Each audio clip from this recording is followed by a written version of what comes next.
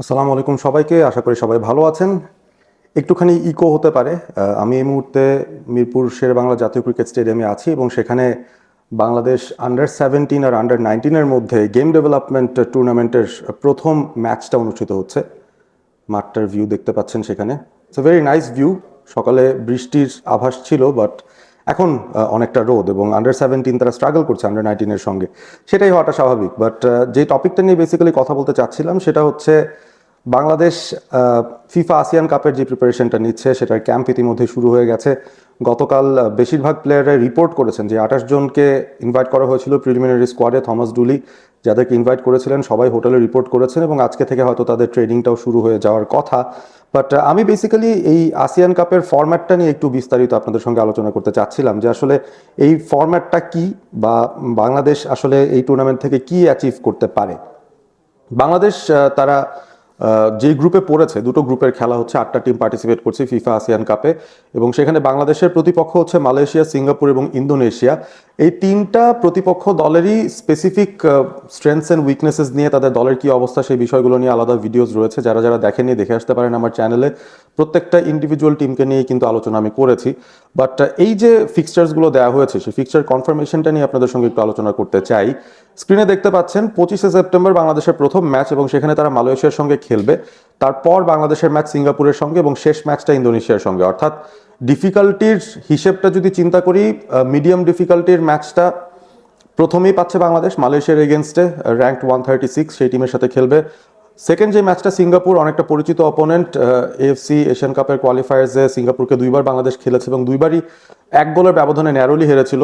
So সেই সিঙ্গাপুরের এগেনস্টে বাংলাদেশের সেকেন্ড ম্যাচ এবং শেষ যে ম্যাচটা ইন্দোনেশিয়া, ওই ম্যাচটা আসলে জেতার চিন্তা ভাবনা করাটা খুব difficult. So pre tournament favourites হিসেবে ইন্দোনেশিয়াকে ধরা হচ্ছে যে তারা আসলে এই গ্রুপ থেকে হয়তো গ্রুপ চ্যাম্পিয়ন হবে এবং ফাইনালে হয়তো তারাই খেলতে যাবে, কারণ র্যাঙ্কিংয়েও তারা এগিয়ে এবং যেই সংখ্যক অরিজিন প্লেয়ার্সরা এই দলটার মধ্যে খেলেন এবং এই দলের কম্পোজিশনের মধ্যে যে সকল ফুটবলাররা আছেন যারা ইউরোপিয়ান লিগে খেলছেন সেটা সংখ্যা অনেক বেশি। সুতরাং কোয়ালিটির হিসাবে বাংলাদেশ যত ভালোই প্রস্তুতি নেক না কেন, আমরা যতই ভালো ভালো প্লেয়ারদের আমরা ইনভাইট করে আমাদের স্কোয়াডটাকে স্ট্রং করি না কেন, it will be very difficult ইন্দোনেশিয়ার সঙ্গে আসলে ম্যাচে কোনো একটা পজিটিভ রেজাল্ট বের করা।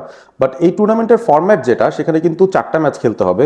গ্রুপ পর্বে তো 3টা ম্যাচ খেলছেই বাংলাদেশ 3টা ডিফারেন্ট অপোনেন্টের সাথে, এবং তারপর যেটা হবে একটা প্লেসমেন্ট ম্যাচ হবে। এই প্লেসমেন্ট ম্যাচটা হচ্ছে করেসপন্ডিং অন্য গ্রুপের যেই একই গ্রুপ পজিশনে শেষ করেছে যারা টেবিলের, তাদের এগেনস্টে ম্যাচটা হবে।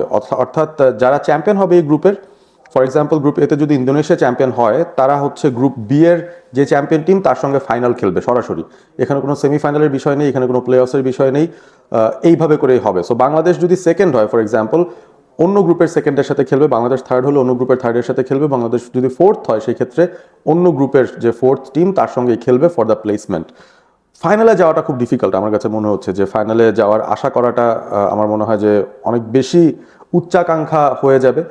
কারণ এক হচ্ছে বাংলাদেশ ন্যাশনাল টিমটা গোছাতে থমাস ডুলি খুব বেশি সময় পাননি, প্লেয়ারদেরকে একসঙ্গে নিয়ে বেশ কয়েকটা ম্যাচ খেলার সুযোগ তিনি পাননি।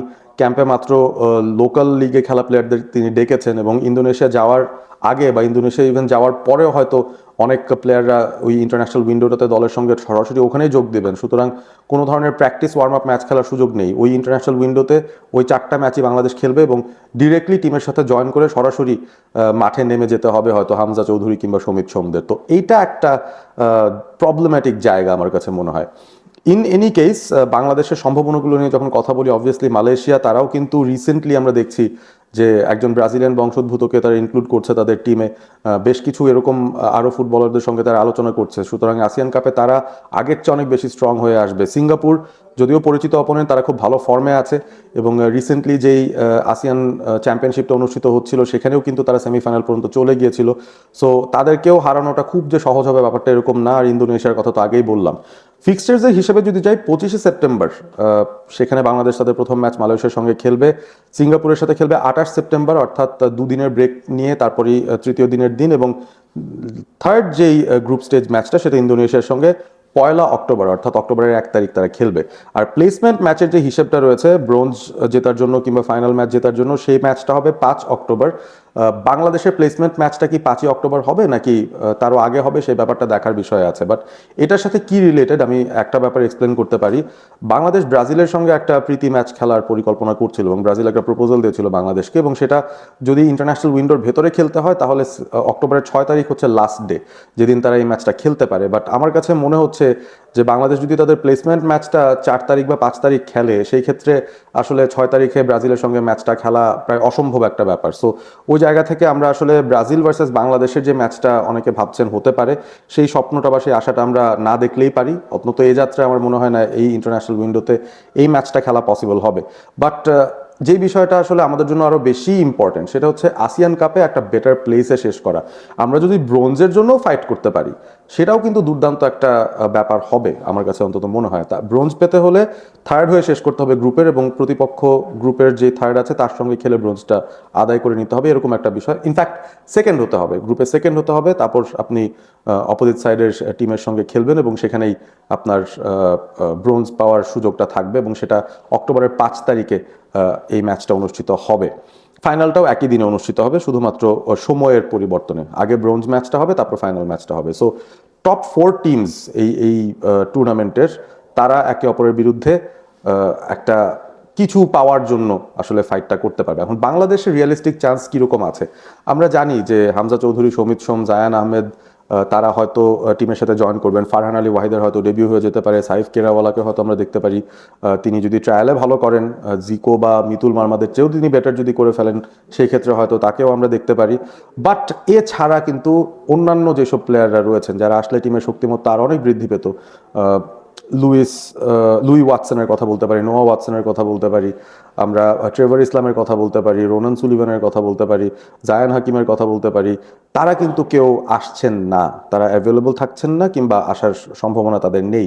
সো ওই জায়গা থেকে আমার কাছে মনে হয় যে Bangladesh is not equipped enough এখনো to fight with teams like Indonesia.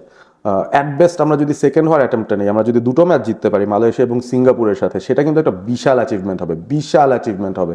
এবং বাংলাদেশ যদি ব্রোঞ্জ ম্যাচটা খেলতে পারে তাদের গ্রুপের সেকেন্ড হয়ে, that will be a huge huge deal. So আমার কাছে মনে হয় রিয়েলিস্টিক্যালি থমাস ডুলিও এইরকমই কোনো একটা পরিকল্পনা করছেন যে the best we can go is probably for the bronze match, গ্রুপের সেকেন্ড হওয়ার একটা টার্গেট রাখা, যেখানে অ্যাটলিস্ট মালয়েশিয়া এবং সিঙ্গাপুরকে বাংলাদেশ হারিয়ে সেই সেকেন্ড প্লেসটা হয়তো আদায় করতে পারে। সো আলটিমেটলি সে ব্যাপারটা ঘটবে কিনা, এই কারেন্ট স্কোয়াড দিয়ে বাংলাদেশ সেকেন্ড হতে পারবে কিনা, সেটা নিয়ে আপনাদের মতামত জানতে চাই কমেন্টসে।